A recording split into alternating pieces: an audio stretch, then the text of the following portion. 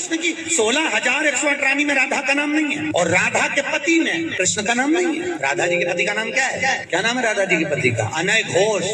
क्या नाम है राधा के पति का? अनय घोष। राधा जी की सास का नाम था जटिला, ननन का नाम था कुटिला। राधा जी का विवाह हुआ था ग्राम छाता। कहाँ की रहने वाली थी राधा? जम के बोलो। बरसाना।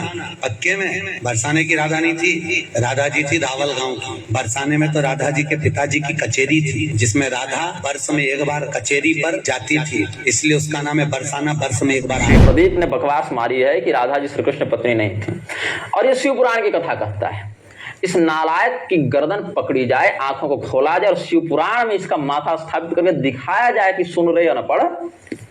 शिव पुराण के अंतर्गत जो रुद्र संहिता है उसके पार्वती खंड के दूसरे अध्याय को पढ़, क्या लिखा है वहां पर? पितरों की 3 कन्याओं का वर्णन है, मेना, धन्या और कलावती। धन्या का नाम कहीं कहीं सुनैना भी है, कलावती को कीर्तिजा भी कहते हैं, राधा तंत्र इत्यादि के अनुसार या अन्य ग्रंथों के अनुसार। तो इसमें मेना की पुत्री के रूप में देवी जी ने पार्वती का अवतार लिया और शिवपत्नी के रूप में प्रसिद्ध हुई। धन्या की पुत्री के रूप में भगवती ने सीता जी का अवतार लिया और श्री राम पत्नी के रूप में संसार में उनकी प्रसिद्धि हुई। और कलावती की पुत्री के रूप में भगवती ने राधा रानी का स्वरूप धारण किया और भगवान कृष्ण की पत्नी होंगी, ऐसा भविष्यवाणी, ऐसी भविष्यवाणियां यहाँ पर वर्णित हैं। और कैसा? तो गुप्त स्नेह निबद्धासा। कलावती सुता राधा साक्षात गोलोकवासिनी, गुप्त स्नेह निबद्धासा कृष्ण पत्नी भविष्यति।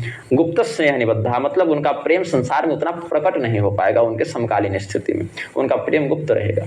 ये सब बातें शास्त्र वर्णित करते हैं, लेकिन ये शिवपुराण के नाम पर जो बाजार चला रहा है प्रदीप, इसको कभी शिवपुराण का अगर बोध हुआ रहता तो ऐसी बकवास नहीं करता।